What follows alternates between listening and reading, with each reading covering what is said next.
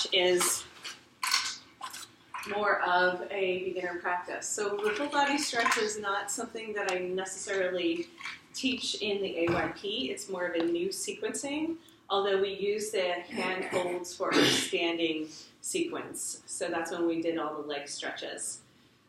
That is part of our restorative AYRx that we did on Friday. Do you guys remember that? So we could do our full body stretch before we went into the standing leg sequence. The swing's behind us right now. So after this, we kick the swing in front of us. So I love using this for the whole body. So we didn't use the hand holds very often in the basic AYP, just because 1 through 4 was so much, right? So we went over the upright postures, which is the sumo squat and lunges, and then we went over the forward folds and then floating Buddha and chilaxing. So in the AYRx program, I do quite a bit of just hanging. Okay, take a break whenever your hands need, but let's just come through our sumo squat here. Feel our shoulders, obviously, feel our wrists, feel our hands, feel our arms. And then from this position, also notice that you're getting into your ribs. Right, we're getting into the hips. We're also just stretching the legs very gently. So this is intense on the hands and wrists, but it's also really good. Helps strengthen them as well as start to work out any sort of pain that people have with the carpal tunnel and a lot of the computer issues with the neck and shoulders. So there's lots of different ways for us to move into some twists here, similar to what we do when we're in our sumo squat. We can access all of our twists.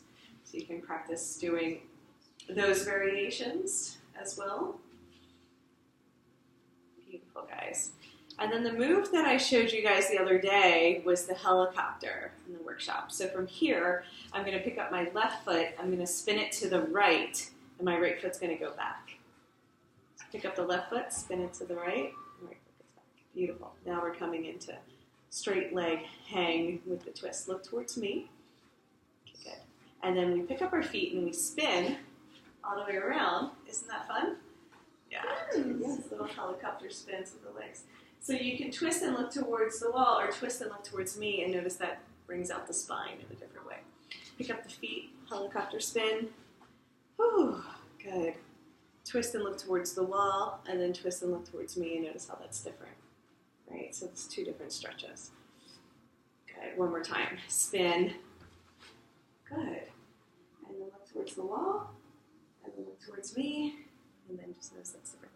Come back to sumo squat. Let's give our hands a break. Right? Really strong. Okay.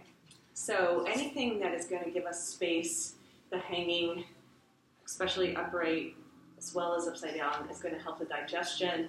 It's going to help with the QL and the SI joints. It's going to help with the rib cage. And so this whole band of energy, which would be the 2nd and 3rd chakras in our yogic system, is going to benefit from all that, just creating space. We just did our knee lifts and marching in place, so we don't have to do those again. But I wanted to show you how to work a little bit of the legs and the hips with the leg loops in our hands. So just say you're working with somebody and you can see by their face hanging by their wrists, it's just not happening for them. Their hands are hurting. I have like these permanent creases in my hands now from doing this so often. I like it, but it is intense, so we have to shake out. The other option is to use just one side, the top of the leg loops. Okay, so I like to call this the nub.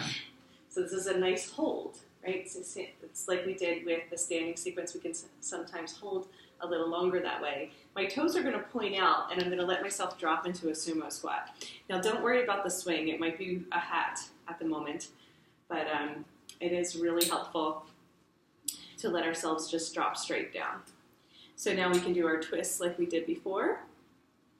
Drop one knee down, lift, twist, lift. And now what we're going to do is leg presses. So bicep curl at the same time.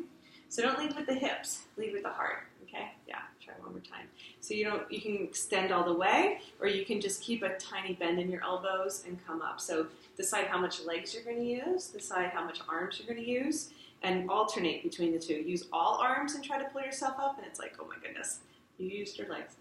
I can tell. Or use all legs and press yourself up and let your arms be relaxed. So depending on who you're working with and what they need, you can do half and half. You can alternate one and then the other, or you can see in their body like they need more legs. So you're saying, okay, now just use your legs and sumo squat straight up and down, which is the part where people usually push their hips forward. But if we like pretend like we're sitting back in a seat, yeah, then you feel your quads turn on, right? That's strong. Good. The toes turned out a little for this one is really helpful. So that way when you squat, your knees can track over your ankles.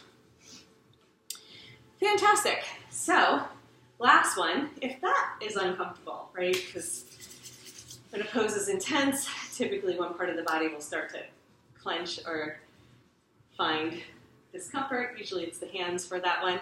So we can use the bottom of the leg loops. Let's just try it one more time.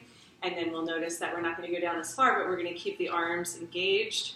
Squat and then press, press, press with the arms come up, right? So squat, press, press, press, come up. This is how we can use the leg loops in our hands to help strengthen both the upper and lower bodies. So that's why I call this the full body. You know, we're really working everything together, but I really like it. So yes, so that's how we can go from hand holds, top of the leg loops, bottom of the leg loops, get a lot of the same effect. My preference is to use the hand holds and do things that way, but you'll notice for strengthening the body and giving some variations, these are all really nice alternatives. Okay? Cool. I'm going to keep referencing this so when we go back to review, it's kind of in the same order. Right? So you'll find the poses in the description. Great. I wanted to get into the lower back now. So lower back and adrenals, psoas, and I call it the QL, but the Quadratus lumborum, which we'll just call it the QL, right? These paraspinal muscles, the psoas, right? The adrenals. Try to make the video. They're all going to be connected to the lower back. So we're going to go through chilaxin, even though we've done chilaxin for the upper body. But I think it's really important to use chilaxin as kind of like our main go-to pose. So let's index this so that